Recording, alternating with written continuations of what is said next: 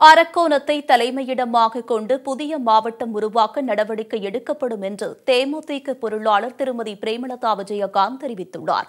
அரக்கோணம் நாடாளுமன்ற தொகுதி பாமக வேட்பாளர் ஏ.கே. மூர்த்தி, சோளிங்கர் சட்டமன்ற தொகுதி அதிமுக வேட்பாளர் ஜி. சம்பத் ஆகியோரை ஆதரித்து சோளிங்கரில் பரப்புரை செய்த அவர், வேலூர் மாவட்டத்தை பிரித்து அரக்கோணத்தை தலைமையிடமாக கொண்டு ஒரு புதிய மாவட்டம் கொண்டுவர நடவடிக்கை எடுக்கப்படும் என்று உறுதியளித்தார்.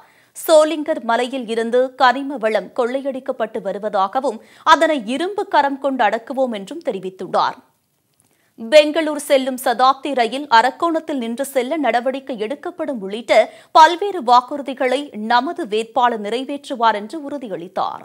அரக்கோணத்தை தலைமையிடமாக கொண்டு ஒரு புதிய மாவட்டம் உருவாக்கப்படும் அப்படின்ற ஒரு முக்கியமான வாக்குறுதியை முதல் வாக்குறுதியாக உங்களுக்கு கொடுக்கிறார். இது சாத்தியமானு நினைக்க வேண்டாம். ஏன்னா மாநிலத்திலும் மத்தியிலும் நடப்பது யாருடைய ஆட்சி? நமது கூட்டணியிலுடைய ஆட்சி. அதனால் அவர்கள் கொடுக்கின்ற வாக்குறுதிகளை உறுதியாக நிறைவேற்ற முடியும்.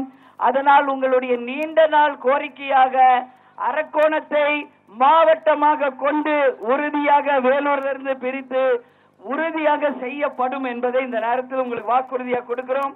கனிம வளங்கள் ஏகப்பட்டது கொள்ளையடிக்கப்படுது. ஏற்கனவே சோளிங்கர் எம்எல்ஏவாக நமது மனோகர் இருந்த போது இதை பத்தி கேப்டன் ரொம்ப ஆதங்கப்படுவார். பாருங்க, மலையெல்லாம் குடையிறாங்க, சோளிங்கர் மலையை கூட குடைஞ்சு இன்னைக்கு நிறைய தவறுகள் நடக்குதுன்னு சொல்லி. அந்த மாதிரி இங்கு கனிம வளம் கொள்ளையடிக்கப்படுது.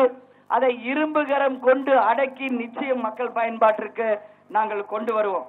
சதாப்தி ட்ரெயின் இந்த பக்கம் போது அந்த ரயில் இங்க நிக்கிறதே இல்லை. ஆனா உறுதியாக நமது வெற்றி வேட்பாளர் அவர்கள் ஜெயிச்சா சதாப்தி ரயில் அரக்கோணம் ஸ்டேஷன்ல நின்று கட்டாயம் போகும் என்ற முதல் வாக்குறுதி இந்த நேரத்தில் உங்களுக்கு முக்கியமான வாக்குறுதி உங்களுக்கு தருகிறோம். கடவுள் இல்லை என கூறிவிட்டு கொல்லைப்புறமாக சென்று சுவாமி கும்பிடுவதாக எதிர்க்கட்சியினரை விமர்சித்த திருமதி பிரேமலதா விஜயகாந்த் மத்தியில் மோடியே மீண்டும் பிரதமராக வருவார் என்று நம்பிக்கை தெரிவித்தார்.